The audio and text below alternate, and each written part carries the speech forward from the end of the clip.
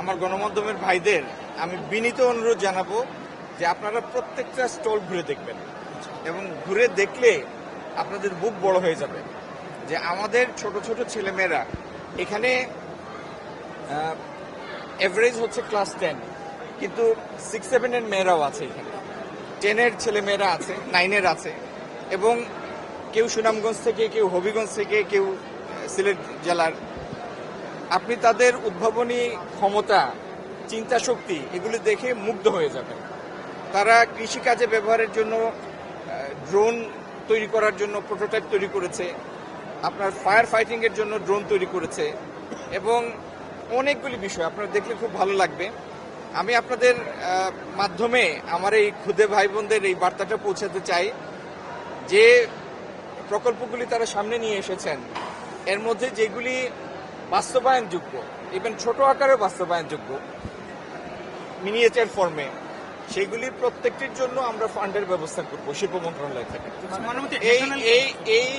এই বয়সের এই উদ্ভাবনী শক্তি, এটা আমাদের জাতীয় দায়িত্ব এটির পরিচর্যা করা, কারণ এই ছেলেমেয়েগুলি বড় হলে সত্যিকার জাতীয় সম্পদে পরিণত হবে। চামড়ার যিনি এই ঘোষণা দিয়েছেন, ইনশাল্লাহ আমার বিশ্বাস তিনি এটা পুনর্বিবেচনা করবেন, কারণ তিনি তো ঘোষণা দিয়েছেন একটা হতাশা থেকে, যে আগের সময়ে দীর্ঘদিন চামড়ার মূল্য পাওয়া যায় না, এবং চামড়ার যে দান আসে বিভিন্ন মাদ্রাসায়, কওমি মাদ্রাসায়, সেই চামড়ার বিক্রিলব্ধ অর্থ কওমি মাদ্রাসার জন্য একটা সহায়ক ফান্ড হিসাবে, তহবিল হিসাবে কাজে লাগে। তো তিনি তার হতাশা থেকে এটি বলেছেন।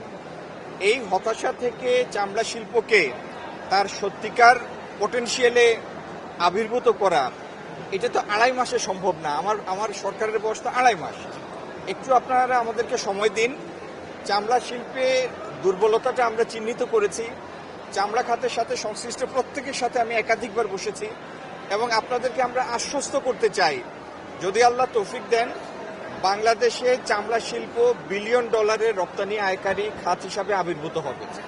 এটির দুর্বলতা যে জায়গায় ছিল সেগুলি সারানোর উদ্যোগ আমরা নিচ্ছি, কিন্তু সেটা 2.5 মাসে সম্ভব না। একটু সময় দিন।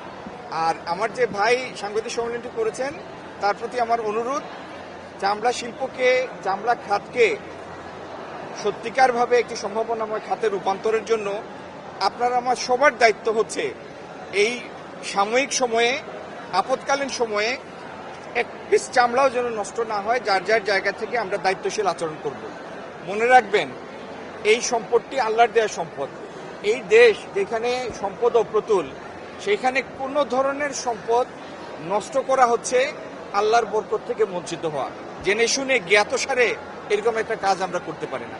আমি সরকারের নগণ্য এক মন্ত্রী, আমার কাছে 3টা মন্ত্রণালয়, এর উত্তরগুলি আমি দিতে পারি, বাদবাকি উত্তর দেওয়াটা আমার জন্য এখতিয়ার বহির্ভূত হবে। তবে আমি জানি স্বরাষ্ট্র মন্ত্রণালয়ের দায়িত্বে যিনি আছেন, তার নেতৃত্বে স্বরাষ্ট্র মন্ত্রণালয় যথেষ্ট তৎপর আছে এই বিষয়গুলি।